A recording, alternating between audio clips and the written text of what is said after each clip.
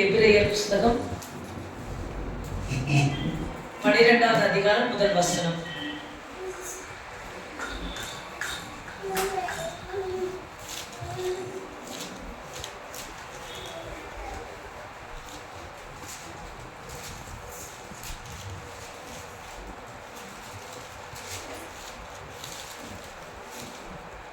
எபிரேயர் 12. ஆகையால் மேகம் போன்ற இத்தனை திரளான சாட்சிகள் நம்மை சூழ்ந்து கொண்டிருக்க, பாரமான யாவற்றையும் நம்மை சுற்றி நெருங்கி நிற்கிற பாவத்தையும் தள்ளிவிட்டு, விசுவாசத்தை துவக்குகிறவரும் முடிக்கிறவருமாயிருக்கிற இயேசுவை நோக்கி நமக்கு நியமித்திருக்கிற ஓட்டத்தின் பொறுமையோடே ஓடக் கடவோம். ஆமென். ஆண்டவர் திரும்பவும் நமக்கு சொல்றது, விசுவாசத்தில் பொறுமையாயிருந்து ஓட வேண்டும்.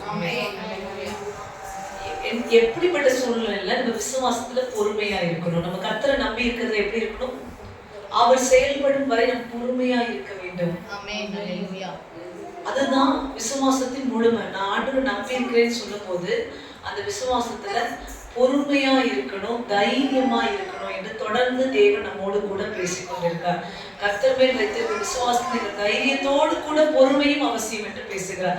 எபிரேயர் 12 இதற்கு முன்பு 11வது வசனத்தை பார்த்தீங்கன்னா, ஆண்டவர் அநேக சாட்சிகளை சொல்லியிருப்பார். செங்கடலை எப்படி நடந்தாரு, இஸ்ரவேல் மக்களை எப்படி நடந்தாரு. எபிரேயர் 11ஆம் அதிகாரத்துல பேருக்கு தெரியும்.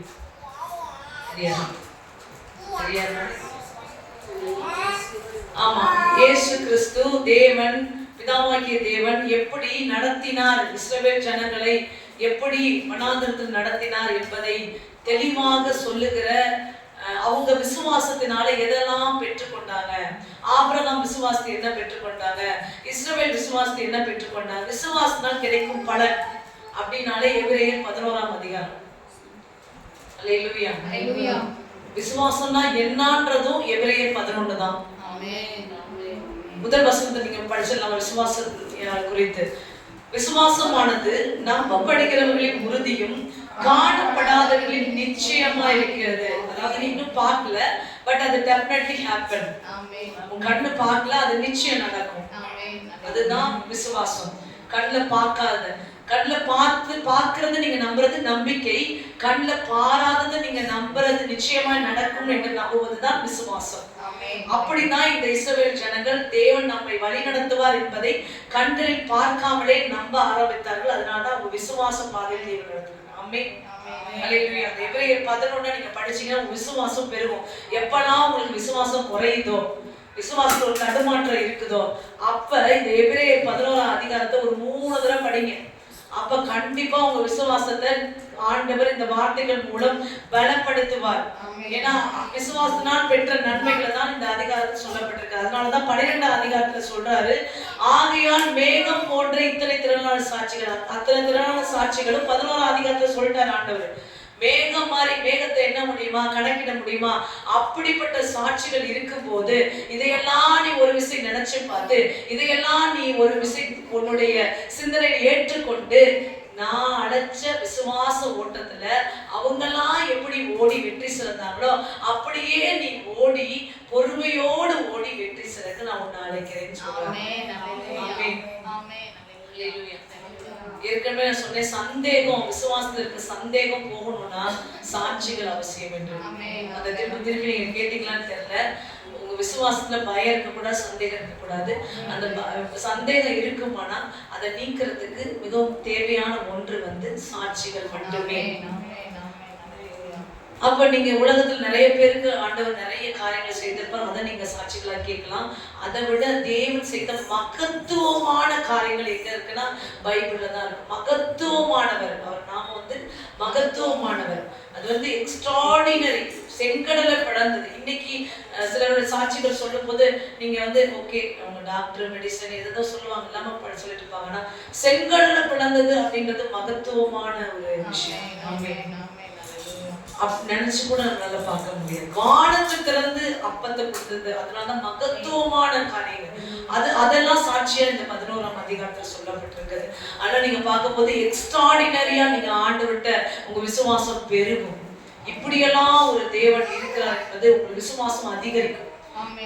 இன்றைக்கு உலகத்துல இருக்க உங்களுடைய சாட்சிகள் உங்களை சரி நமக்கும் ஆண்டவர் செய்வார் நம்ப வச்சாலும், பைபிள்ல இருக்க சாட்சிகள் பெரிய காரியங்களை தேவனிடத்துல எதிர்பார்க்க வைக்கணும். ஆமென். எத்தனை பேருக்கு புரியுது? ஆமென். சாட்சிகள் என்பது நம்பிக்கையை உங்களுக்கு கொடுக்கிறது, உங்களுக்கு சந்தேகத்தை போக்குகிறது.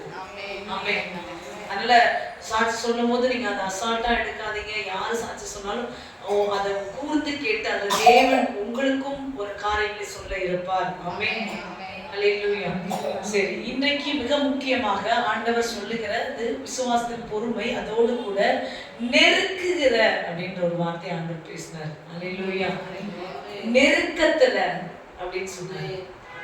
சோ உங்களை இன்னைக்கு என்ன சொல்றாரு? நீங்க நெருக்கத்துல இருக்கீங்க, ஏதோ ஒரு நெருக்கம் உங்களை நெருக்கி கொண்டே இருக்கிறது என்று ஆண்டவர் சொல்லுகிறார். தாவீது கூட சொல்ற, நெருக்கத்துல இருக்க ஆண்டவரே, அவர் நான் என்னை விசாலத்துக்கு கொண்டு வாங்க அப்படின்னு சொல்லி அவர் கூப்பிட்டு அவர் ஜெபிக்கிறார். சோ நீங்களும் சில நெருக்கங்களுக்குள்ள இருக்கிறீங்க. அந்த நெருக்கத்தின் மத்தியில் நீங்கள் எப்படி இருக்க வேண்டும் அப்படின்றதான் இன்னைக்கு நம்ம பார்க்க போகிறோம். அல்லேலூயா. நெருக்கத்துல முதல்ல சகிக்கிறதுக்கு நீங்க பழகிக்கணும். ஆமென். ஃபர்ஸ்ட் ஆண்டவர் சொல்றாரு, என்ன மாதிரி நெருக்கங்கள்லாம் உங்களுக்கு வருகிறது. இந்த வசனத்தை சொல்லப்பட்டிருக்கிறது, நம்மை சுற்றி நெருக்கி நிற்கிற பாவம். அல்லேலூயா. நம்மள பாவம் செய்ய உலகம் எப்பொழுதும் நெருக்கிக்கிட்டே இருக்கான். தேவனுடைய பாதையிலிருந்து நம்மளை பிரிச்சு வேற வழியில நம்மளை தள்ளுறதுக்கு ஒரு ஒரு உந்திக்கிட்டே நெருக்கிக்கிட்டே உன்னை இருக்கிற ஒரு விஷயம் பாவமா இருக்குது.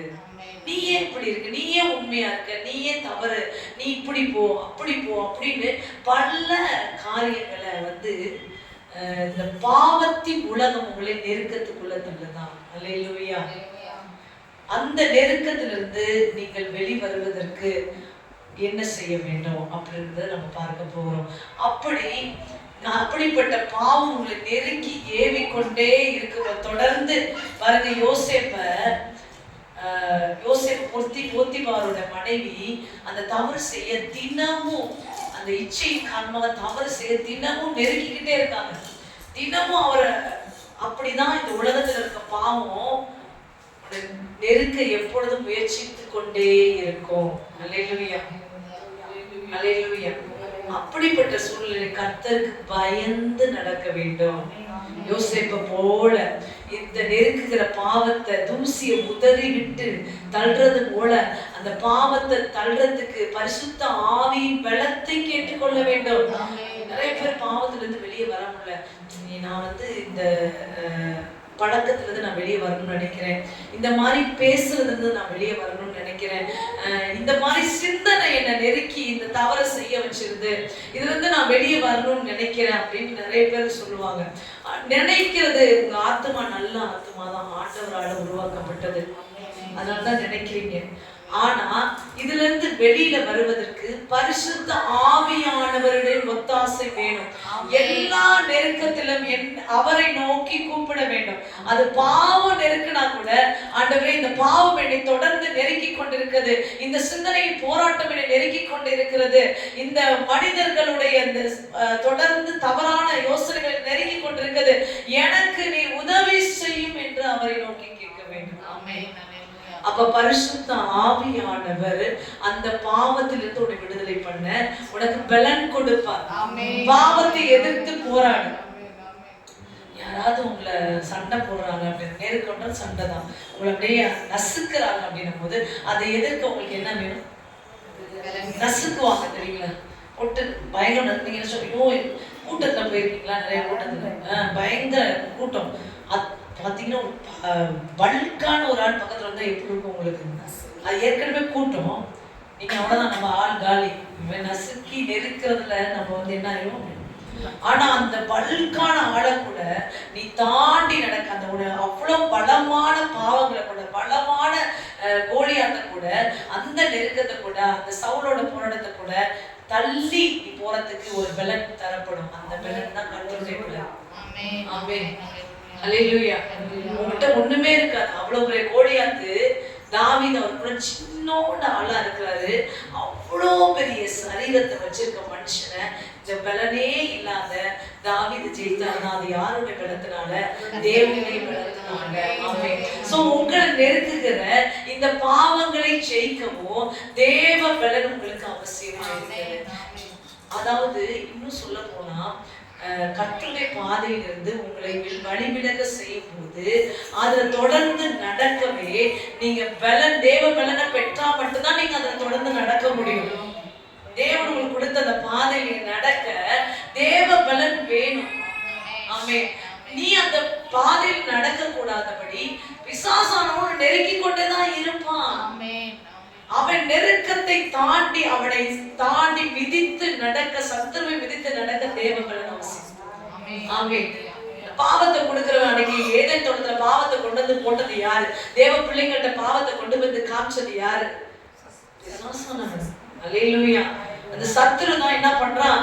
இந்த பாவத்தை கொண்டு வந்து அவங்களை நெருக்கிறான். அந்த சாப்பிடு இது நல்லா இருக்கும், இது நல்லா இருக்கும் அப்படின்னு. அப்போ உன்னை தேவனுடைய பாதையிலிருந்து நெருக்கி தள்ளுறது பிசாசானவன். அப்பொழுது நமக்கு அந்த ஏவாளுக்கு புத்தி இல்லாம போனது. அல்லேலூயா. இன்னைக்கு ஆண்டவர் உங்களுக்கு சொல்றாரு, உங்களை நெருக்குகிற காரியங்கள்ல இருந்து உங்களை தப்பு வைத்துக் கொள்ள, அது பாவமானா அதை தப்பு வைத்துக் கொள்ள, இன்னும் பல காரியங்களை பார்ப்போம். பாவமானா தப்பித்துக் கொள்ள உங்களுக்கு பலன் தேவை, புத்தி தேவை. அல்லேலூயா. தெளிந்த புத்தி தேவை. அப்பதான் நீ பாவத்துல கை வைக்க மாட்ட. புத்தி இல்லாதனாலதான் பாவத்தில், புத்தி கெட்டவன் பாவத்துல விழுந்து அவன் சீர்குலைந்து போறான், அவன் ஒண்ணுமில்லாம ஆயிடுவான். ஆனா புத்தியா இருக்கிறவன் இந்த பாவத்தை தொட்டா நான் தேவனுக்கு விரோதமாய் ஆகிடுவேன், அதனால நான் தேவனுடைய ஆசீர்வாதத்தை இழந்து போவேன், தேவனுடைய உறவை இழந்து போவேன் என்பதை அறிந்து அந்த பாவம் எவ்வளவு நெருக்கினாலும் அதை விட்டு விலகி ஓட முயற்சிப்பான். ஆமென். அல்லேலூயா. உங்களை அப்படிப்பட்ட புத்தி உள்ளவர்களாக தேவன் அழைக்கிறார். மூத்த குமாரன் இளைய குமாரன் தன் புத்தியை இழந்து போறான். உங்களுக்கு தெரியும், லூக்கா 18ஆம் அதிகாரத்தில் சொல்லப்பட்டிருக்குது, இந்த பாவத்தின் நெருக்கத்துக்கு நான் எடுத்துக்கொள்ளுகிற ஒரு மனுஷன் அந்த இளைய குமாரன், அவன் பாவத்தின் ஆசையினால, பாவம் ஆசை நெருக்குது, ஆசை கூட நெருக்குது. எப்படி பாத்தீங்களா? நெருக்குதா? தூண்டுது, தள்ளுது, ஒண்ணு அதை நோக்கி தள்ளுது. அப்படிதான் அந்த இளைய குமாரன் அந்த பாவத்தை செய்யும்படி உன் தகப்பனை விட்டு நீ வெளியே வா, நீ புறப்பட்டு வந்து நீ சந்தோஷமா இருக்கலான்னு அப்படி முந்தி தள்ளுதான் அந்த பாவம். அப்படி முந்தி தள்ளும் போது இந்த இளைய குமாரன் புறப்பட்டு வெளியே போறான். எல்லாம் அவன் அனுபவிச்சு எல்லாத்தையும் இழந்து போகும்போது அவனுக்கு புத்தி, தெளிந்த புத்தி அடைகிறான். அப்புறம் தான் அவன் திரும்புறான். சோ பாவத்தை எதிர்க்க உனக்கு ரெண்டு விஷயம் தேவை, பலனும் தெளிந்த புத்தி. ஒரு ஜெபம் செய்யலாமா? நம்ம ஒரு பாரம்பரிய சக்கரை செய்யக்கூடிய ஜெபம் தான். அந்த ஜெபத்தை நான் உங்களுக்கு சொல்றேன், எல்லாரும் சேர்த்து சொல்லலாம். பாவத்தை வெறுக்கவும், அதை அருவருக்கவும், உமக்கு பிரியமான பிள்ளையாய் வாழவும், பரிசுத்த ஆவியானவரை கொண்டு எங்களுக்கு புத்தியையும் பலத்தையும் தாரும் ஆண்டவரே. ஆமென். பெற்றுக்கொள்ளுங்க. Thank you Jesus. ஒரு தெளிந்த புத்தியுள்ள ஆவியானவர் புத்தியுள்ள கன்னிகைகளாய் மாற்றும் ஆண்டவரே. பாவத்தை எதிர்க்கத்தக்க பலத்தை தந்து கர்த்தர் வழி நடத்துவீராக. இயேசுவின் நாமத்தில் நான் ஜெபிக்கிறேன் நல்ல பிதாவே. ஆமென். ஒரு பலனை பெற்றுக்கொண்டீங்களா? பலனை பெற்றுக்கொண்டீங்க. உண்மையா கேட்டிருப்பீங்கன்னா இனி பாவத்தை எதிர்க்க பலன். ஏதாவது பாவம் நெருங்குச்சுன்னா இந்த ஜெபத்தை பண்ணுங்க. நீங்க புத்தியா நடக்கணும்ன்றதுல ஜாக்கிரதையா இருங்க. கர்த்தர் உங்களை அந்த நெருக்கத்திலிருந்து நீங்க விசாலத்துக்கு வந்து விடுவீர்கள். ஆமென். அல்லேலூயா. இரண்டாவது, சூழ்நிலைகள் உங்களை நெருக்கி தள்ளுகிறது. என்ன மாதிரி சூழ்நிலைகள் அப்படின்னு பாத்தீங்கன்னா, இயேசு கிறிஸ்து கூட இருக்கும் போதே ஒரு நெருக்கமான சூழ்நிலை வருது. ஆண்டவர் கூடவே இருக்காரு, ஏன் எங்களுக்கு இவ்வளவு நெருக்கம்? கர்த்தர் கூட இருக்கிறாருன்னு சொல்றீங்க. எல்லாரும் ஆண்டவர் என் கூட இருக்கு, நானே ஜெபிக்கும் போது ஆண்டவர் என் கூட இருக்கேன்னு சொல்றாரு. ஆனாலும் எனக்கு நெருக்கமா இருக்குங்க, சூழ்நிலைகள் நெருக்கமான சூழ்நிலைகள் வருதுங்க அப்படின்னு நீங்க சொல்றீங்கன்னா, அந்த நெருக்கங்கள் உங்களை பெருக்கத்திற்கு நேராகும். அந்த நெருக்கங்கள் உங்களை உருவாக்கும். ஆமென். இயேசு கூட இருக்கும் போதே உனக்கு ஒரு நெருக்கம் வருதுன்னா அந்த நெருக்கம் உன்னை உருவாக்கிடும். ஆமென். அந்த நெருக்கம் உன்னை பெருக்கத்துல கொண்டு போய் சேர்த்துரும். சீஷர்கள் படகுல ஏறி போறாங்க. இயேசுதான் அனுப்புறாரு. சில நேரத்துல சில இடத்துக்கு கர்த்தர் உங்களை அனுப்புறாரு. அவருதான் அனுப்புறாரு. ஆனா அங்க போனா பயங்கர நெருக்கம். அல்லேலூயா. எத்தனை பேர் இருக்கீங்க? படகு ஏறி போன உடனேதான் அவருதான் அனுப்புறாரு. அவரு பேச்சை கேட்டுதான் அந்த படகுல நீ ஏறி போனா புயல் காற்று, பெருங்காற்று, எதிர்காற்று. நீ எதிர்பார்க்கல. கடவுள் சொல்லி போறவே இந்த பிரயாணம் ரொம்ப சுலபமாக இருக்கும், இந்த பிரயாணம் நன்றாக இருக்கும், சமாதானமாக இருக்கும் என்று நீ நினைச்ச அந்த படகுல ஏறி இருக்க. ஆனா அந்த படகு போகும்போது எதிர்காற்றை புயல் காற்றை நீ எதிர்பார்க்காதனால பயம் உண்டாகிறது. நாங்கள் மடிந்து போகிறோமே, சூழ்நிலையில் நிமித்தம் நாங்கள் மடிந்து போறோமே, இந்த சூழ்நிலையில எங்களால வாழ முடியலையே, நாங்கள் கண்டிப்பாக மடிந்துதான் போக போறோம் அப்படின்ற ஒரு இடத்துக்கு நீங்க வரீங்க. அல்லேலூயா. ஆனா ஆண்டவர் சொல்றாரு, அற்ப விசுவாசமா இருக்கு, அற்ப விசுவாசமா இருக்கு. நான் தான் அனுப்பியிருக்கேன். நான் உங்களை சாகரத்துக்கு அனுப்பியிருப்பேன். கொஞ்ச நாச்சும் யோசிச்சு பார்க்கணும்ல, கொஞ்ச நாச்சும் நினைச்சு பார்க்கணும். உனக்கு ஒரு வழிகாட்டி அமைச்சிருக்கேன்னா உன்னை சாகரத்துக்கு வழிகாட்டி அமைச்சிருக்கணும். நம்ம இருக்கிறோம், நம்ம சாதாரண மனுஷங்க, பொல்லாதவர்கள் என்று சொல்லப்படுகிறது, சுயநலக்காரர்கள் என்று இருக்குது. நம்ம இருக்கிறோம் ஒரு இடத்துல ஒரு டேஞ்சர் மோட் இருக்கு. அங்கே குழி அங்கிட்டு போனவங்க என்ன பண்ணுவாங்க, அந்த குழியில முடிச்சு செத்து போயிடுவாங்க. உனக்கு தெரியுது. யாராவது அந்த வெளில போட்டு சாகட்டும் அப்படின்னு விடுவோமா? என்ன பண்ணுவோம்? இல்லைங்க போகாதீங்க, அங்கிட்டு போனீங்கன்னா நீங்க செத்துருவீங்க. ஒரு சாதாரண மனுஷன் வழிகாட்ட நமக்கு இருக்கும் போது நம்ம என்ன செய்யறோம்? அவன் சாவுக்கு எதுவாக போவானா, அவன் சாகக்கூடாதுன்னு சாதாரண மனுஷன் நம்மளையே நினைக்கும் போது நம்மள வழி நடத்துறவரு சாவுக்கு ஏதுவாக நம்மளை வழி நடத்துவாரு. அல்லேலூயா. படகுல ஏற்றி உன்னை கொண்டு போயிட்டு இருக்கவரு, உன் கூடவே வரேன்னு சொல்றவரு, மரண புரிந்து உன் கூட இருக்கேன்னு சொன்னவரு உன்னை சாவுக்கு அந்த படகுல ஏற்றி இருப்பாரு. அற்ப விசுவாசி, இவ்வளோ அற்பமான நம்பிக்கைய மேல வச்சிருக்கிறியே, இவ்வளவு குறைவான நம்பிக்கை வச்சிருக்கியே அப்படின்னு சொல்லிட்டு உன்னுடைய சூழ்நிலைகளை பார்த்து அவர் கட்டளை கொடுத்து உன்னை ஒவ்வொரு முறையும் காத்து கொண்டுதான் இருக்கிறார். உன் விசுவாசம் அற்பமா இருந்தாலும் இது நம்பவே மாட்டேங்கிறான்னு உன்னை தள்ளிட்டு அவர் போகாம திரும்ப திரும்ப திரும்ப சரி கொஞ்ச நாச்சு நம்புறானே, கொஞ்சத்துலலாம் நிக்கிறானேன்னு சொல்லி அந்த தீமையிலிருந்து அந்த எதிரான காரியங்களிலிருந்து தப்பு வைக்கிறவராய் இருக்கிறார். அதனால சூழ்நிலைகள் இருக்கும் போது உங்களுக்கு ரொம்ப அவசியம் விசுவாசம் அற்பமா இருக்க கூடாது. அல்லேலூயா. சூழ்நிலைகளை பார்த்து பேசும் வண்ணமாக இருக்க வேண்டும். மலைகளை பார்த்து பேசுன்னு சொல்றாரு ஆண்டவர். ஆமென். சோ உன்னுடைய சூழ்நிலைகள்ல நீ ஜெயிக்கணும்னா பாருங்க, இதே நபர் இங்க வந்து சீஷர்கள், அங்க யோசுவா பாருங்க, யுத்தத்துக்கு தேவன் தான் அனுப்புறாரு. யுத்தம் செஞ்சிட்டு இருக்காங்க. சூரியன் மறையுக்குள்ளயும் யுத்தம் முடியணும். ஆனா யுத்தம் முடியல. யோசுவா விசுவாசத்தோடு கிபியோன்ல நின்று சூரியனை பார்த்து நீ மறையக்கூடாதுன்னு கட்டளை இட்டு யுத்தம் செய்து ஜெயப்படுத்தார். ஆமென்.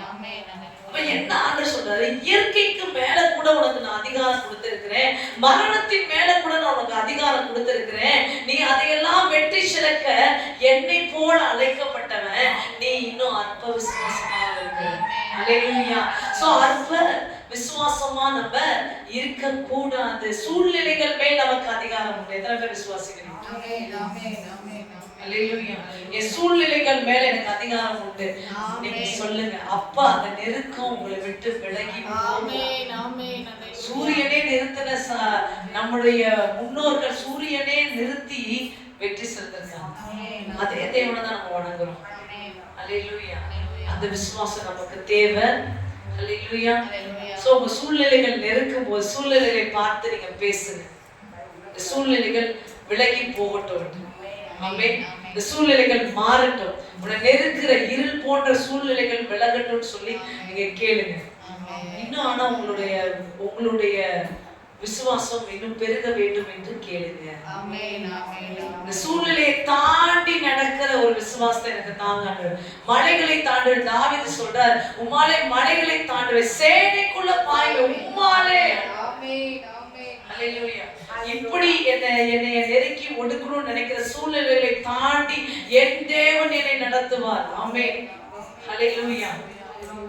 சோ இரண்டாவது, சூழ்நிலைகளின் நெருக்கத்திலிருந்து நீங்க வெளிவருவதற்கு நீங்கள் விசுவாசத்தை பெருக்கிக் கொள்ள தேவனிடத்தில் கேளுங்க. விசுவாசம் குறைவுள்ளவனா இருந்தா ஆண்டவர் சொல்றாரு, விசுவாசத்தை துவக்கிறோம் முடிக்கிறோம் நான் தான். ஆமென் ஆமென். என்கிட்ட கேளுங்க. ஆமென்.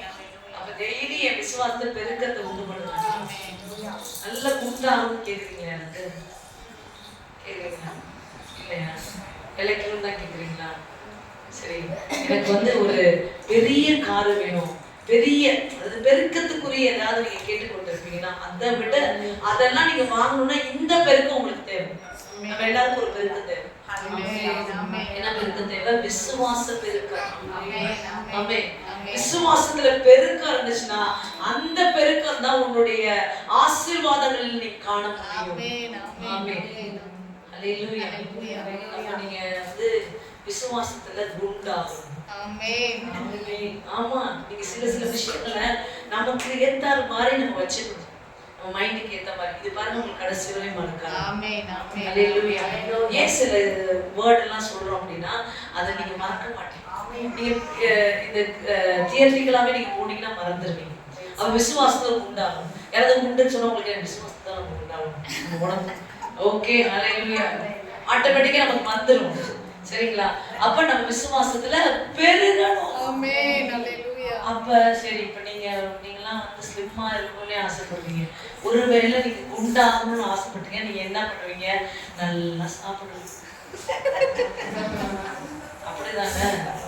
யாராவது இப்போ இறைச்சி இருக்கீங்க அப்படின்னா என்ன பண்ணுவீங்க? சாப்பாடு போடு. 2 பேர் உங்களை கேட்டாங்க, இப்ப கேட்கல அதனால உங்களுக்கு தெரியல, கேட்டுட்டாங்கன்னு வச்சுக்கோங்க, வச்சு போயிட்டோம் போல. சரி, தட்டை போடு, சோறை போடு, அடி, வயிறு முடிஞ்சிருக்கும், இருந்தாலும் இன்னொரு ரவுண்ட் அடி. நம்ம வேற இழைச்சிட்டு இருக்கோம். நல்ல புரியுதுங்களா? அப்ப உடம்புக்கு பெருக்கம் என்ன சாப்பிடுறீங்கன்ற போல ஆத்மாவுக்கு விசுவாசம் வேணும்னா விசுவாச அறிக்கை பண்ணணும், விசுவாசத்துக்குரிய சாட்சிகளை கேட்கணும். வேதாகமத்தை அந்த விசுவாசத்தினால எவ்வளவு பேர் ஜெயித்தாங்க. நீ விசுவாசத்தவளே பாக்கியவதின்னு சொல்றாரு. முழு வேதாகமும் டிபெண்டிங் டு ஃபெய்த்ல தான் இருக்கு, விசுவாசம் தான் இருக்குதுன்னு சொல்லப்படுகிறது. ஹல்லேலூயா.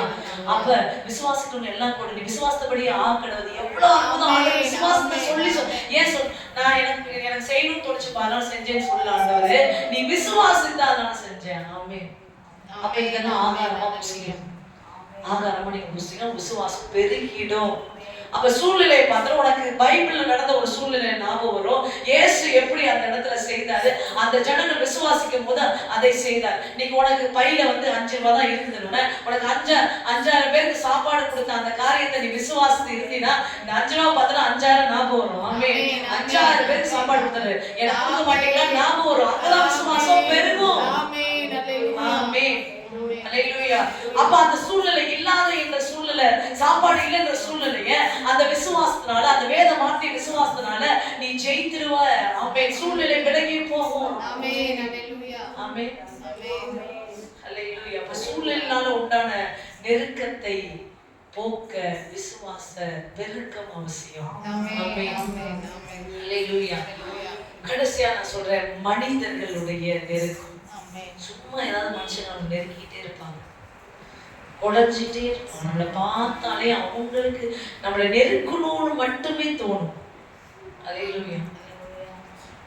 ஏன்னா நமக்கும் அவர்களுக்கும் நிறைய கருத்து வேறுபாடுகள் இருக்கலாம். ஹல்லேலூயா. நிறைய நம்பிக்கையில வித்தியாசங்கள் இருக்கலாம். நாம் ஜீவனுள்ள தேவனை நம்பலாம், அவர்கள் வேறொன்றை நம்பலாம். நம்மளுடைய எண்ணங்கள் வேறையா இருக்கலாம், அவர்களுடைய எண்ணங்கள் வேற. எண்ணங்கள் இன்டென்ஷன், நோக்கம், நம்முடைய நோக்கம் வேறு விதமாக இருக்கலாம், அவருடைய நோக்கம் வேறு விதமாக இருக்கும். அப்ப என்ன பண்ணுவாங்க, அந்த நோக்கத்தை நம்மேல் நெருக்குகிறவர்களாக இருப்பாங்க. அல்லேலூயா. இப்படிப்பட்ட மனுஷனால் உண்டாகிற நெருக்கத்தை எப்படி நாம் சந்தித்து மேற்கொள்வது என்பதுதான் அடுத்து நாம் பார்க்க போறோம். 1 சாமுவேல்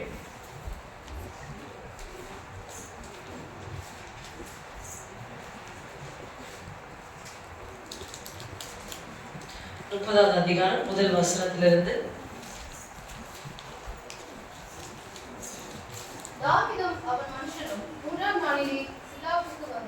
செரிப்புள்ளே அபிலேகியர் தென்புறத்து சீமையின் மேலும் சில்லாக்கின் மேலும் விழுந்து சில்லாக்கை கொள்ளையடித்து அதை அக்னியால் சுட்டரித்து அதிலிருந்து சிறிதாகிய சிறியவர்களையும் பெரியவர்களையும் சிறைப்பிடித்து ஒருவரையும் கொன்று போடாமல் அவர்களை பிடித்துக் கொண்டு தங்கள் வழியிலே போய்விட்டார்கள். தாவீதும் அவர் மனுஷனும் அந்த பட்டணத்துக்கு வந்தபோது இதோ அது அக்னியினால் சுட்டரிக்கப்பட்டது என்று தங்கள் மனைவிகளும் தங்கள் குமாரரும் தங்கள் குமாரத்திகளும் சிறைப்பிடித்துக் கொண்டு போகப்பட்டார்கள் என்றும் கண்டார்கள். அப்பொழுது தாவீதும் அவருடன் ஜனங்களும் அழுகிறதற்கு தங்களின் பலன் இல்லாமல் போகும் மட்டும் சத்தமிட்டு அழுதார்கள். தாவீதின் 2 மனைவிகளாகிய இஸ்ரேல் ஊரான அகினோவாலும் கர்மேல் ஊரானாகிய நாபாலின் மனைவியாய் இருந்த அபிகாயிலும் சிறைப்படுத்திக் கொண்டு போகப்பட்டார்கள். தாவீது மிகவும் நெருக்கப்பட்டான். சகல ஜனங்களும் தங்கள் குமாரன் குமாரத்தின் நிமித்தம் மனக்லேசத்தினாலே அவனை கல்லெறிய வேண்டும் என்று சொல்லிக் கொண்டார்கள். தாவீது தன் தேவனாகிய கர்த்தருக்குள்ளே தன்னை நிலைப்படுத்திக் கொண்டார். ஹல்லேலூயா. பாருங்க, தாவீது மிகவும் நெருக்கப்பட்டான். சகல ஜனங்களும் தங்கள் குமாரத்திகள் நிமித்தம் மன கிளேசமானதினால் அவனை கல்லெறிய வேண்டும் என்று சொல்லிக் கொண்டார்கள். தாவீதை நெருக்கினது எதிராளி கிடையாது, அவரு கூட நடந்த ஜனங்கள். ஹல்லேலூயா.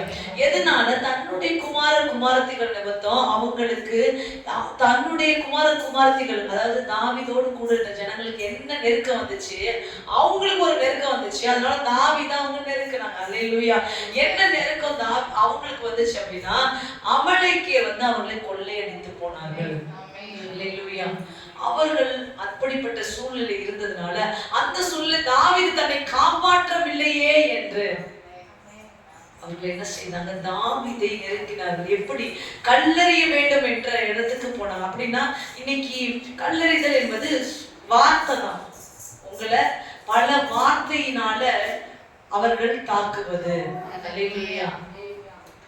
சோ உங்க கூட இருக்கிற உங்க குடும்பத்துல, உங்களுடைய உறவுகள்ல நீங்க நடத்தி கொண்டு நீங்க கூட கொண்டு போற ஜனங்கள் சில நேரம் உங்கள் மேல் மன வருத்தமாகி உங்களை என்ன பண்ணுவாங்க? வார்த்தையில, தேவையில்லாத வார்த்தையினால் உங்களை காயப்படுத்த கூடும். அல்லேலூயா. அதனால நீங்க நெருக்கப்பட்டு போவீங்க. உங்க இருதயம் என்ன ஆகுது? நெருக்கப்படுது. என்ன? இப்ப வேறொரு நபர்கள் இல்ல, நீங்கள் உங்கள் குடும்பத்துல இருக்க உறவுகளே உங்களை நெருக்கும் போது, குடும்பத்துல இருக்க உறவுகளே உங்களை புரிந்து கொள்ளாத போது, அவர்கள் சில வார்த்தைகளை உங்கள் மேல் போடும் போது நீங்கள் நெருக்கப்படுறீங்க. அல்லேலூயா. மனிதர்களால் வரும் நெருக்கம். ஊர்ல அந்த ஸ்ட்ரீட்ல அந்த இடத்துல இருக்கவங்க இருக்குன்னா அதை நீங்க சமாளிச்சிருவீங்க, அதை நீங்க ஜெபிச்சு சமாளிச்சிருவீங்க. ஆனா கூட இருக்கிற கணவனோ மனைவியோ இல்ல பிள்ளைகளோ இல்ல வேற எந்த உறவுகளோ எந்த நபர்களோ உங்களை நெருக்கும் போது நீங்க அதுல ரொம்பவும் துன்பப்பட்ட நிலைக்கு தள்ளப்படுறீங்க. அப்படிதான் தாவீதும் நெருக்கப்பட்டார், மிகவும் நெருக்கப்பட்டார். அப்ப தாவீது ஒரு விஷயத்தை செய்தார். என்ன செய்திருக்காரு பார்த்தோமானால், கர்த்தருக்குள் தன்னை திடப்படுத்தி கொண்டார். மனுஷர்கள் நெருக்கும் போது வேற மனுஷங்கள்ட்ட போக கூடாது. அல்லேலூயா. நல்லா கேளுங்க. ஏதாவது ஒரு மனுஷன் உங்களை நெருக்கிறாங்க, யாராவது உறவு உங்களை நெருக்கிறாங்க அப்படின்னா நீ வேறு மனுஷன்ட்ட போனா அங்கேயும் நெருக்கதான் பண்ணுவ. அல்லேலூயா. அப்படி போக கூடாது. மனுஷர்கள் உங்களை நெருக்கும் போது கர்த்தரிடத்துல போகணும். தாவீது பாருங்க, கர்த்தருக்குள் தன்னை திடப்படுத்தி கொண்ட, கர்த்தருக்குள்ள போயிட்டான். ஆண்டவரே எனக்கு உதவி செய்யும் என்று ஆண்டவரை நோக்கி ஜெபிக்க ஆரம்பித்தார். அப்படின்னா மனுஷன் நெருக்கும் போது இன்னொரு மனுஷன் கிட்ட போய் நீங்க போன போட்டு அல்லேலூயா ரொம்ப நெருக்கிறாங்க. எல்லாம் ஒருத்தட்ட நீங்க ஷேர் பண்றது தவறு கிடையாது. யாராவது ஒருத்தர் உங்க இருதயத்துக்கு ஆறுதலாக ஆண்டவர் இந்த பூமியில வச்சிருப்பார். எல்லா இடத்துலயும் நம்ம சொல்லும் போது நம்மளே பலனற்று போவோம். அல்லேலூயா.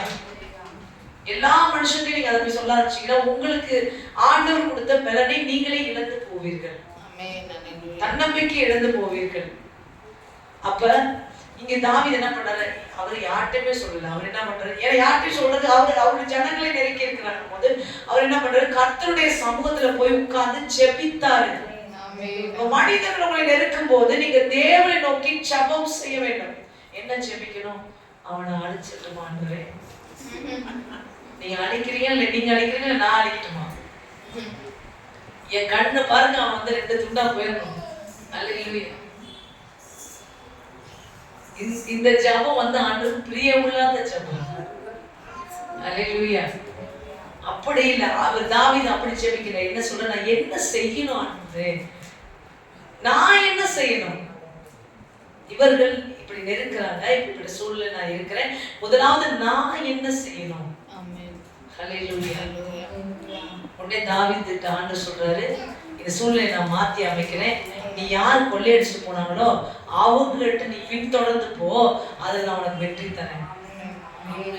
உனக்கு இந்த மாதிரி நெருக்கத்தை உன் குடும்பத்துக்கும் உன் பேரும் கொடுத்தவன நீ தொடர்ந்து போ, அவனை அடிச்சு அந்த சத்துருவ அந்த பிசாசின் வல்லமைகளை அடித்து உன்னையும் உன் குடும்பத்துக்கு நான் சமாதானத்தை தருவேன். ஆமென். அல்லேலூயா.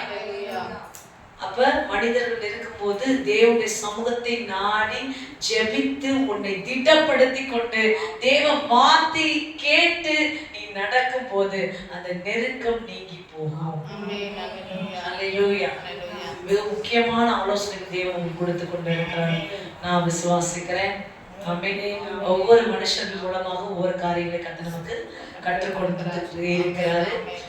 கடைசியா 4வது ஒரு விஷயம் சொல்றேன், வியாதி நிமித்த நெருக்கம். சில பேர் பாத்தீங்கன்னா அந்த வியாதி போய் இந்த வியாதி போய் வியாதினாலே நெருக்கப்பட்டு ஒரு மன சோர்வுக்குள்ள தள்ளப்பட்டிருப்பாங்க. அப்ப வந்து அந்த வியாதி நெருக்கம் நீங்க வேண்டும் என எசேக்கியா ராஜா தேவனுடைய இரக்கத்தை நாடி ஜெபிச்சார். என்ன ஜெபிச்சார்? ஆண்டவரே, நான் நிறைய கொஞ்சம் நன்மை உண்டான்னு நினைச்சு பாருங்க, நான் செஞ்ச நன்மையெல்லாம் நினைச்சு பாருங்க. எசேக்கியா ராஜா மரிக்க போறார் என்று தீர்க்க தரிசனமாக தேவன் சொல்லி அனுப்புறாரு. உடனே எசேக்கியா ராஜா என்ன பண்ற, ஆண்டவர் நோக்கி ஜெபிக்கிறாரு. ஆண்டவர் சொல்றாரு, உன் கண்ணீரை கண்டேன், விண்ணப்பத்தை கேட்டேன். அந்த வியாதி அவர்கிட்ட நீக்கி 15 வருஷம் உயிரோடு இருக்கு. வியாதி நெருக்கத்தின் மத்தியில் தேவ இரக்கத்தை நாடி ஜெபிக்க வேண்டும். வியாதி நெருக்குதுன்ற போது நீ ஆண்டவர் இரக்கத்தை, யோபு கூட அதான் செய்தார். உடல் முழுவதும் வியாதி, அவர் சாம்பல் உட்கார்ந்து உபவாசித்து ஜெபித்தார். அப்ப வியாதிகள் வரும்போது ஆண்டவருடைய இரக்கத்தை நாடி ஜெபிக்க வேண்டும். ஆமென். உடனே சரண்டர் ஆயிடும் ஆண்டவர்கிட்ட, எனக்கு என் மேல இரக்கமா இருங்க அப்படின்னு. ஆமென். அல்லேலூயா. இப்படிப்பட்ட விதமான நெருக்கங்களை நீங்கள் தாண்டி நடக்க தேவன் இன்றைக்கு உங்களுக்கு ஆலோசனை கொடுக்கிறவராக இருக்கிறார். ஆமென். ஆமென். அல்லேலூயா. அதே போல இந்த விசுவாசிக்கிற போது ஆண்டவர் சொல்றாரு, மன பதட்டமான சூழ்நிலைகளுக்குள்ள நீங்க போறீங்க. அல்லேலூயா. எத்தனை பேர் அதை ஒத்துக்கிறீங்க? நெருக்கப்படும் போது இது இப்படி ஆயிருமோ அப்படி ஆயிருமோ அப்படின்னு ஒரு மனம் பதறுகிறது. அல்லேலூயா. ஆண்டவர் சொல்றாரு, நீ என்ன ஆண்டவர் சொல்றாரு, பதறுகிறவன் விசுவாசிக்கிறவன் பதறான். அல்லேலூயா. அப்ப அந்த பதட்டம் நீங்கன்னா கூட நீங்க தேவ பலத்தை தான் கேட்கணும்.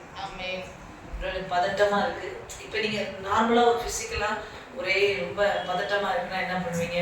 தண்ணி கொடுப்பீங்க, யாராவது நீ கூட இறேன் அப்படின்னு சொல்லுவீங்க. ஆமாவா இல்லையா? யாராவது கொடுத்தவங்கள சேர்த்தி உங்க ஆத்மா தான் பதட்டமாகுது. அப்ப என்ன பண்ணுங்க, ஆண்டவரை இருக்க பிடிச்சு கொள்ள வேணும். அப்பதான் நீங்க ஸ்ட்ராங்கா, ஆண்டவரை நான் உங்களை பிடிச்சு கொள்றேன், என்னை பலப்படுத்துங்கன்னு நீங்க ஸ்ட்ராங்கா ஆகணும். ஆமென். ஹல்லேலூயா. மனம் பதறும் போது தேவனை இறுக்கமா பிடிச்சு கொள்ள வேண்டும். இறுக்கமா பிடிச்சு கொள்ளணும், மனுஷங்கள்ல இறுக்கமா பிடிச்சு கொள்ளணும் ஆண்டவரை. அப்ப தேவ பலத்தினால் கர்த்தர் உங்களை இடை கட்டி கொள்ளுவார். ஆமென். ஹல்லேலூயா.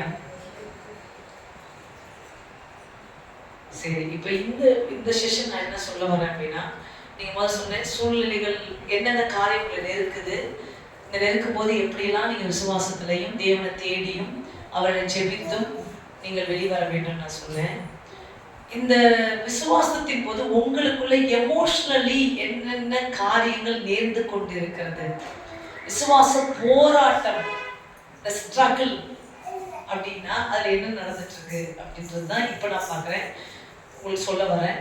விசுவாசிக்கும் போது பதட்டமான ஒரு சூழ்நிலைக்குள்ள எமோஷனலி நீங்க என்ன ஆகுறீங்க, பதட்டமான ஒரு சூழ்நிலைக்கு போறீங்க. அப்ப இறுக்கமா, அதுக்கு சரியான வார்த்தை எனக்கு ஆண்டவர் எடுத்து கொடுத்த ஏசாயா 23வது அதிகாரம்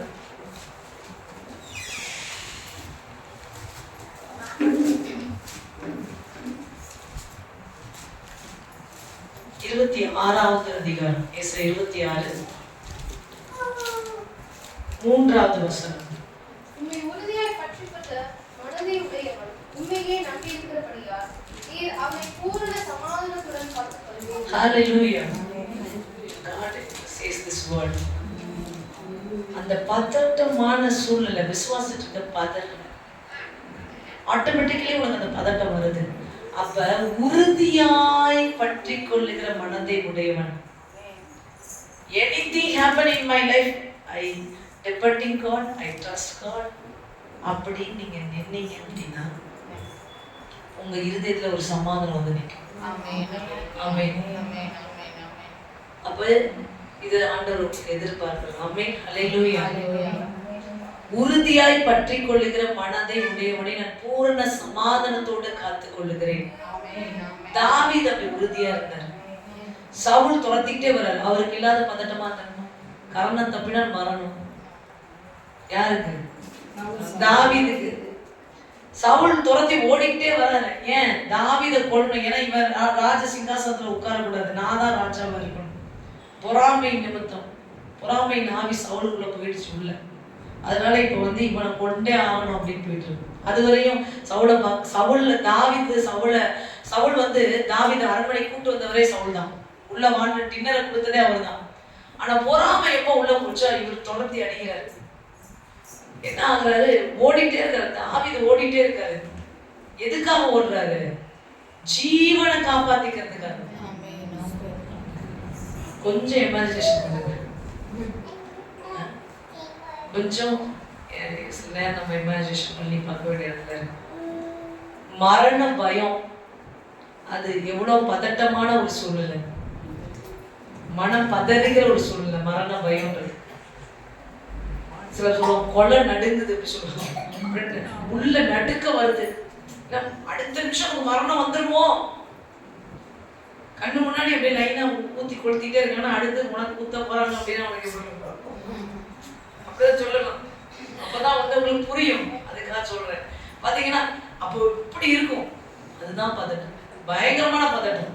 ஏன்னா கண்ணு முன்னாடி பார்த்துட்டு இருக்க அந்த மரணத்தை, இப்ப அந்த மரணம் உனக்கு சம்பவிக்குது அப்படின்னும் போது அது பதட்டமான ஒரு சூழ்நிலை. அந்த இடத்துல தாவீது எப்படி இருந்தாராம்?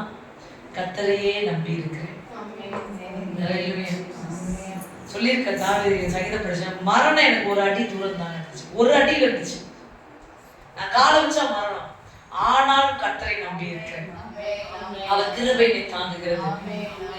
அதனாலதான் அத்தனை சத்துருவையும் அழிச்சார். என்னை உறுதியாய் பற்றி கொண்ட மனதை உடையவன் என் தாவீது, என் துயம் அவன் மேல இருக்கும், அவனை காக்கும். ஆமென். ஹல்லேலூயா.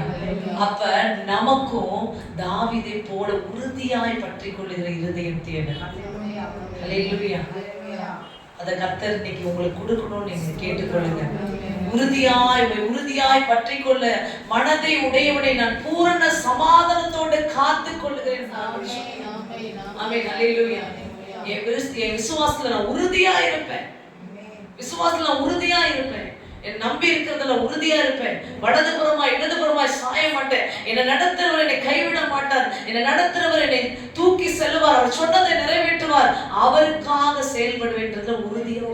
உங்களுக்கு எப்படியோ ஆண்டவர் அப்படி நீங்க உறுதியா இருங்க. ஆமென். ஹல்லேலூயா. கர்த்தருக்கு ஸ்தோத்திரம். இரண்டாவதாக அந்த விசுவாசத்துல என்னாகும் 13:29 பார்க்கலாம். என்னாகும் 13:29, என்னாகும் 14:3.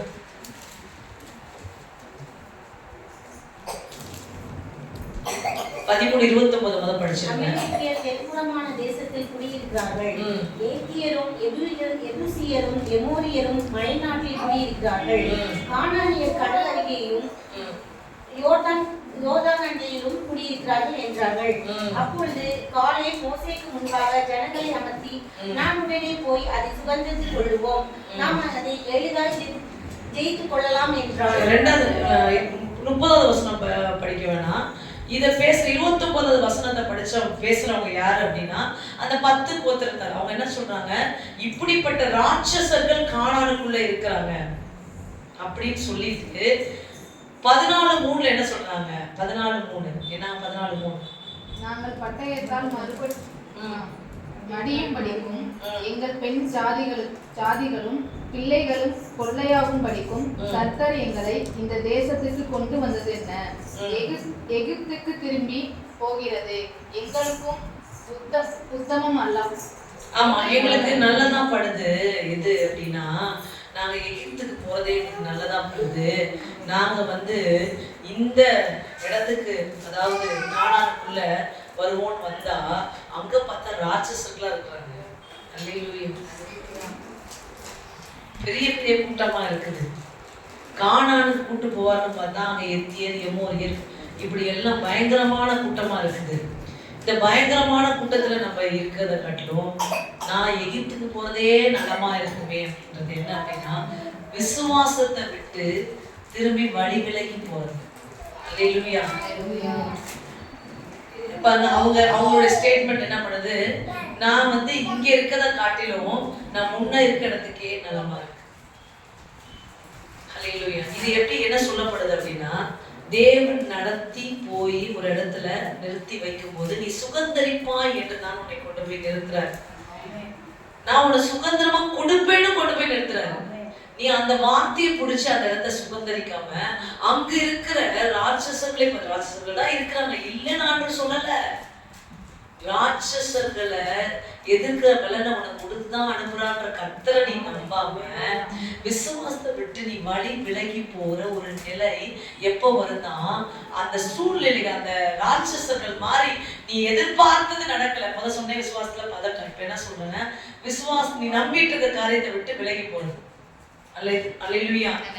ஆண்டவரை நம்பிட்டு இருக்கிறையா அந்த காரியத்தை விட்டு விலகி போறது. அப்படி இருக்கும் போது, வழி விலகி போகும்போது என்ன செய்யணும்? அம்மே, நீங்க என்ன பண்றீங்க அப்படின்னா, நீங்க வழி விலகி போகணும்னு நினைக்கிறேன். ஆனா உங்க இருதயம் என்ன பண்ணுது? பலவீனப்பட்டு என்ன ஆகுது? திரும்பி நம்ம போயிடுவோம், பின்னாடியே போயிடுவோம். முன்ன இடமே பரவாயில்ல போலையும், அப்ப இருந்த போதே நல்லா இருந்த போலையும், இப்ப இன்னும் படு மோசமா இருக்குது. அப்ப ஆண்டவர் அதுக்கு ஒரு வசனம் சொல்றாரு, கேளுங்க. எபிரேயர் 3ஆம் அதிகாரம் வசனத்தை நல்லா கவனமா கேளுங்க. எபிரேயர் 3ஆம் அதிகாரம் 12வது வசனம் வாசிக்கிறேன். சகோதரரே, ஜீவனுள்ள தேவனை விட்டு விலகுவதற்கு ஏதுவான அவிசுவாசம் உள்ள பொல்லாத இருதயம் உங்களில் ஒருவனுக்குள்ளும் இராதபடி நீங்கள் எச்சரிக்கையா இருங்க. ஆண்டவர் உன்னை விசுவாசத்தை நடக்க சொன்ன அந்த பாதையை விட்டு நீ திரும்பி போக பண்ணுகிறது எந்த இருதயமா? உனக்குள்ளே இருக்கிற பொல்லாத இருதயம். நல்ல இருதயம் இருக்கு, பொல்லாத இருதயம். இது என்ன பண்ணுது? வெளியில நீ தேவனை நம்புறது போது பார்த்தியா, இப்படி இதில் நீ நிக்க முடியுமா? இந்த கூட்டத்துல நிக்க முடியுமா? இந்த இடத்துல நீ வாழ முடியுமா? இது வாழறதுக்கு ஏத கூட்டமா? நீ திரும்பி பின்னாடியே போகுது. அல்லேலூயா. எத்தனை பேருக்கு விழுந்து? ஆனா உன்னை எதுக்கு அனுப்புனாரு? அந்த கூட்டம் எப்படி இருக்குன்னு அவருக்கு தெரியும்.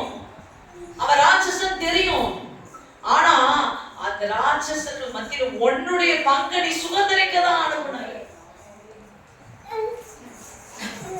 சிங்கத்துக்கு வேட்டையாடிதான் இறைய புசிக்கிறது தான் வீரம். ஆமாவா இல்லையா? அப்பதான் அது சிங்கம்னு சொல்ல முடியும். இல்லைன்னா ஒரு தட்டுல கொண்டு போய் சிங்கத்துக்கு சோறு வச்சா அதை நம்ம என்ன சொல்லுவோம்? பூனை நாய்க்குட்டி.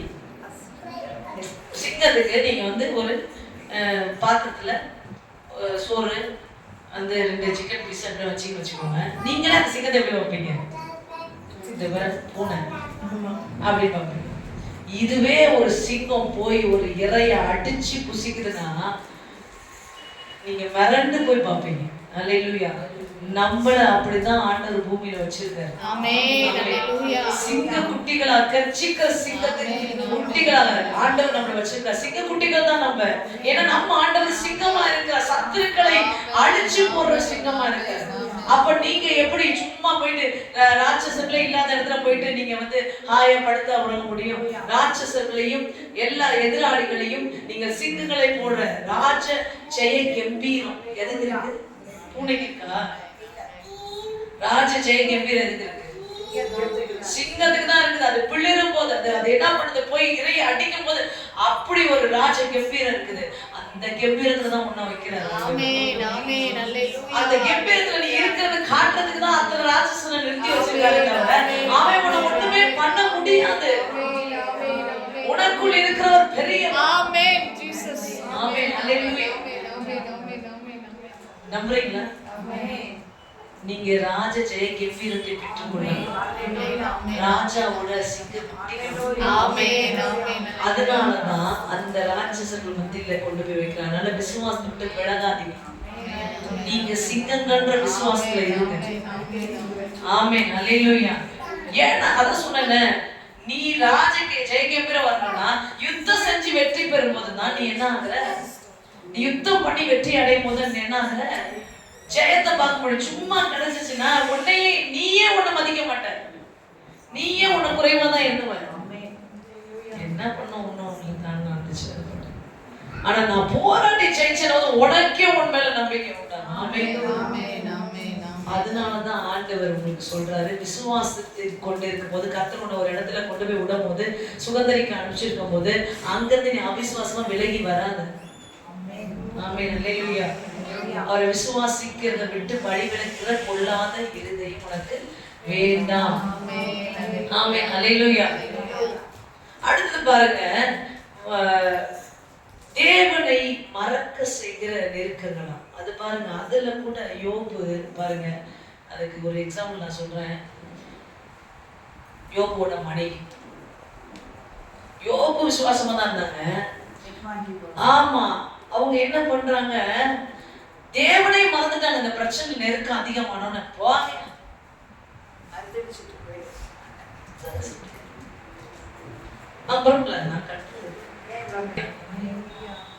பாருங்க, மறக்கிற தேவனை மறக்க செய்யற அளவுக்கு பிரச்சனை யாருக்கு? யோபுக்கு. ஆனா யோபு மறக்கல. யோபுவோட மனைவியை சொல்றாங்க, இன்னுமா நீ உயிரோடு இருக்க? நீ ஏன் இப்படி இருக்க? எல்லாம் போச்சு, எல்லாம் போச்சு, எல்லாம் போச்சு. எப்படி போச்சு? எப்படி போச்சு? கடவுள் ஒருத்தர் இருந்தா பரவாயில்ல, இல்லாம போச்சு அப்படின்ற அளவுக்கு போயிட்டாங்க அவங்க. அல்லேலூயா. அப்ப சில துன்பங்கள் எக்ஸ்ட்ரீமுக்கு போகும்போது ஆண்டவரே இருக்கிறாரா இல்லையான்ற ஒரு இடத்துக்கு மறக்க செய்கிற அளவுக்கு உன் விசுவாசத்துக்கு போராட்டம் வருது. அல்லேலூயா. அதன் மத்தியில நீ எப்படி இருக்கணும்னா ஸ்தோத்திரம் பண்ணி துதிக்கிறவளா இருக்கணும். அல்லேலூயா. என்ன பண்ணணும்? அப்படி நெருக்க வரும்போது உன் வாயில என்ன இருக்கணும்? ஸ்தோத்திரம் மட்டும் தான் இருக்கணும். எது நடந்தாலும் ஸ்தோத்திரம் ஸ்தோத்திரம். அதுதான் யோபு செய்தார்.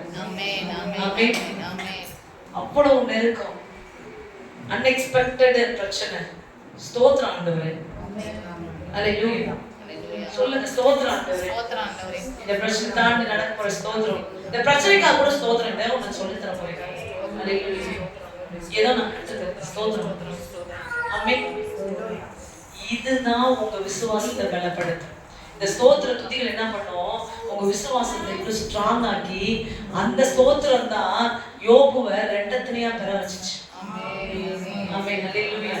உச்சக்கட்ட பிரச்சனையில ஸ்தோத்திரம் பண்ணுங்க, கர்த்தர் அப்படியே ஓடி வந்து கட்டி அணைச்சிடுவார். ஆமென். ஆமென். ஆமென். ஆமென். பிசாசு வெட்கப்பட்டு கீழே புதஞ்சு பாதாளத்துக்கு கீழே தாண்டி அதுக்கு கீழே ஓடி போய் தான் ஆகணும். அல்லேலூயா. அதுதாங்க நீங்க தேவனை விசுவாசிக்கிறதுக்கு அடையாளம். அதை செஞ்சாங்க, தானியேல் செஞ்சாரு, தானியேலோட நண்பர்கள் செஞ்சாங்க. நீங்க செய்யுங்க. உங்களுக்கும் அப்படிப்பட்ட சிங்கக்கேபியோ அக்கினி நெருப்போ இல்ல யோபு போன பிரச்சனையோ எல்லாவற்றிலிருந்து கர்த்தர் உன்னை விடுதலை பண்ணுவார். ஆமென்.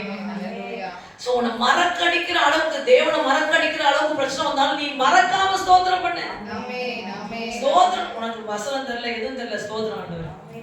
நான் கேட்டேன் இந்த சத்தியத்தை, நீ காதுல கேட்டுட்டேன். ஸ்தோத்திரம். நீ இருக்கிறியா இல்லையான்னு என்னால விசுவாசிக்க முடியாத நிலையில் நான் இருக்கிறேன். ஆனாலும் ஸ்தோத்திரம். நீரே உண்மை ஸ்தோத்தரிக்கிறது. எல்லாம் உமக்கு. நீங்க கொடுத்த, நீங்க எடுத்தது எல்லாம் ஸ்தோத்திரம். ஆமென். அதுதான் உன்னை காப்பாற்றக்கூடிய இடமா இருக்கிறது. ஆமென். அதான் பவுல் சொல்றாரு. இப்ப கடைசியா பாக்குற நெருக்கம், ஒரே ஒரு நெருக்கத்தை நான் சொல்லிடுறேன். முன்பு பார்த்த அந்த 4-5 கேட்டகரியில கடைசியா ஒரு நெருக்கம் பவுலுக்கு உண்டான நெருக்கம். சுவிசேஷத்தின் நிமித்தம் நெருக்கம். ஊழியர் செய்யும் போது கண்டிப்பா நெருக்கப்படுவீர்கள். ஹல்லேலூயா. 2 கொரிந்தியர் 4ஆம் அதிகாரம் 8 முதல் 9 வசனங்கள். நாங்கள் எப்பக்கத்திலும் நெருக்கப்பட்டும் ஒருங்கி போவதில்லை, பழக்கமடைந்தும் மனம் முடிவடைவதில்லை, துன்பப்படுத்தப்பட்டும் கைவிடப்படுவதில்லை, கீழே தள்ளப்பட்டும் மடிந்து போகிறதில்லை. ஆமென்.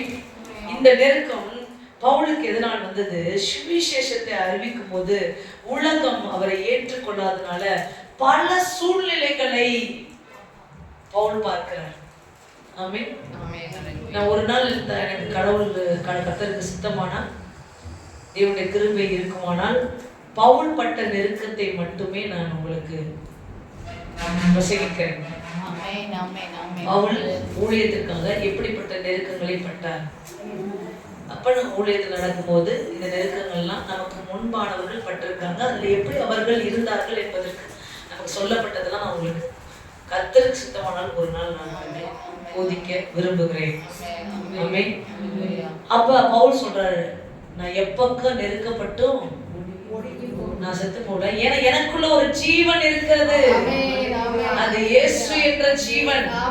ஆமென். நான் மடியவே மாட்டேன், நான் அழியவே மாட்டேன். எனக்குள்ள ஒரு ஜீவ ஊற்று இருக்குது. அவர்தான் ஜீவன். இயேசுவின் ஜீவனை எனக்குள் சுமந்து அவருடைய மரணத்தை என்னுடைய சரீரத்துல நான் சுமந்து திரிகிறேன்னு சொல்றாரு அவர். அல்லேலூயா. அப்படின்னா உலகத்துக்கு மறிச்சு, பாவத்துக்கு மறிச்சு, உள்ள ஜீவனை வச்சுட்டு நான் அழிஞ்சிட்டு இருக்கேன். அல்லேலூயா. அல்லேலூயா. சோ ஊழியம் செய்யும் போது உலகம் உங்களை ஏற்றுக்கொள்ளாது, குடும்பம் உங்களை ஏற்றுக்கொள்ளாது. இயேசு கிறிஸ்துவை ஏற்றுக்கொண்டதா, பவுலை ஏற்றுக்கொண்டதுன்னா இல்ல. பவுல் சவுல் பவுலாய் வராரு. பவுலாய் வந்தா அந்த ஏற்கனவே இந்த அப்போஸ்தலர்களே அவரை ஏற்றுக்கல. அல்லேலூயா. ஏற்கனவே ஊழியர் செய்யறவங்களே ஏற்றுக்கல அவரை. பவுலை மத்த ஊழியர்களே ஏற்றுக்கொள்ளவில்லை. ஏன்னா இவர் புதுசா ஒரு லாஜிக் சொல்றாரு. புறஜாதிகளுக்கும் இயேசு வந்தார் என்று ஒரு கான்செப்ட் சொல்றானே இவங்களுக்கு ரொம்ப ஷாக்கிங். இல்ல எங்களுக்காக மட்டும்தான் வந்தார் நாங்க நினைச்சிட்டு இருக்கோம், யூதர்களுக்காக மட்டும்தான். இல்ல இவர் ஒரு விஷயத்த சொல்றாரு. இல்லங்க, ஆவியானவர் எல்லார் மேல இறங்குறாரு, ஆண்டு எல்லாருக்கும் தான் வந்தாரு. இந்த கான்செப்டை ஏத்துக்க முடியாம பவுலை நெக்லெக்ட் பண்றாங்க. அல்லேலூயா. அவர் என்ன நினைப்பாரு? நம்ம எல்லாரும் எதிர்த்து இந்த கூட்டத்துல சேர்ந்தா இந்த கூட்டத்துல இருக்கவங்களே நம்மள எதிர்க்கிறாங்க. அல்லேலூயா.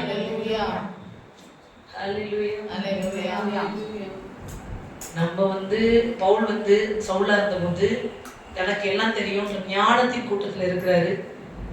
அப்ப என்ன பண்ணு, இப்ப இயேசுவை சந்திக்கிறாரு, இயேசுவோட சந்திக்கிறாரு. இப்போ ஒரு கூட்டத்துக்கு போறாரு. அந்த கூட்டத்துல நல்ல ட்ரெஸ், பயங்கர அலங்காரம், பிரம்மாண்டம், மேட்டிமே வேற லெவல்ல இருந்தாரு. இந்த கூட்டத்துக்கு வரும்போது மொத்தமா ஒரு 2 அங்கியோட வெளியே வந்துட்டு இருக்காரு. 2 அங்கியோட கொண்டு வந்து இங்க இந்த அப்போஸ்தலர் கூட்டத்துல உட்கார்ந்தா, இந்த அப்போஸ்தலர் கூட்டம் இந்த பவுல் உள்ள வந்துட்டான் அப்படின்னு என்ன பண்ணுது? லைட்டா தலை கரெக்ட், உண்மை. வாவா நம்மளாம் இங்க ஒரு ஓரம் கட்டிடுவோம், யூதர்கள்லாம் ஒரு பக்கம் போயிடலாம். அவன் கான்செப்டே வேற மாதிரி தள்ளிடுவோம். அல்லேலூயா. ஆனா பவுல் அசரல. நீங்க இப்படி மாய்மாலமா இருக்காதீங்க, நம்ம எல்லாரும் இயேசுவை பிரசங்கிக்கிறோம். அல்லேலூயா. நம்ம எல்லாரும் ஒரே தேவனை நம்ம சொல்லிட்டு இருக்கிறோம். இப்படி மாய்மாலம் பண்ணாதீங்க. அதனால நம் தேவனை நான் புறஜாதிகள் மத்தியில் கொண்டு போவேன் அப்படின்னு தைரியமா அவர் கொண்டு போனாரு. அவர் புறஜாதிகள் சொந்த ஜனத்துல எதுக்கல, அவர் நின்று வாழ்ந்த இடம் வேற, புறஜாதிகள் மத்தியில போறாரு. அங்க எவ்வளவான நெருக்கம். அவர் கர்த்தருக்கு ஸ்தோத்திரம், கர்த்தருக்கு மகிமை உண்டாகட்டும். Thank you Jesus.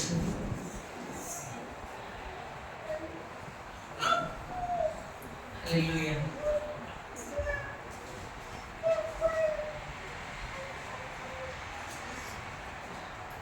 நான் சொல்ல விரும்புகிறேன், ஆனாலும் ரெஃபரன்ஸ் தான் நான் பார்த்து கொண்டு இருக்கேன். அவர் வந்து 5 முறை 39 சவுக்கடிகளை வாங்கினார் அப்படின்னு சொல்லப்பட்டிருக்குது. அதுக்கு முன்பு இந்த வார்த்தை நீங்க படிச்சுட்டே இருங்க, நான் உங்களுக்கு சொல்லிடுறேன் அந்த ரெஃபரன்ஸை. ரோமர் 8:36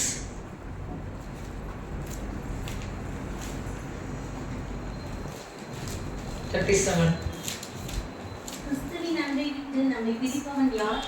உபத்திரவமோ, வியாகுலமோ, துன்பமோ, பசியோ, நிர்வாணமோ, நாசமோசமோ, பட்டயமோ, இவைகள் எல்லாவற்றிலேயும் நாம் நம்மில் அன்பு கூறுகிறவராலே முற்றும் ஜெயம் கொள்கிறவர்களாய் இருக்கிறோமே. ஆமென். ஹல்லேலூயா. ஹல்லேலூயா.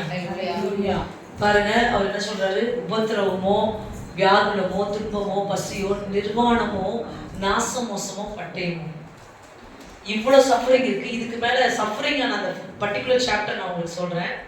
ரூபிக்க முடியாத குற்றங்கள் பவுல் மேல போடப்பட்டது. அப்ப நீ ஊழியம் செய்யணும், நீ செய்யாத தப்பெல்லாம் செஞ்சேன்னு சொல்லுவாங்க.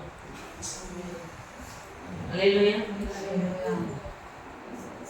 நீங்க நல்ல ஹோலி மேன் பவுல், அவர் மேல பார்த்துக்கோங்க, இமேஜினேஷனே பண்ண முடியாது அப்படிப்பட்ட குற்றச்சாட்டுகள் சொல்றாங்க. இவர் போய் இவர் 4 பேரை கொலை பண்ணாரு, 2 பொண்ணுங்களோட இருந்தாருன்னு சொல்லியிருப்பாங்க. ஆமாங்க, நம்மளால இமேஜினேஷனே பண்ண முடியாதான். அவ்வளவு குற்றச்சாட்டுகளை பவுல் மேல போட்டுட்டு இருக்காங்க. பொய் குற்றச்சாட்டு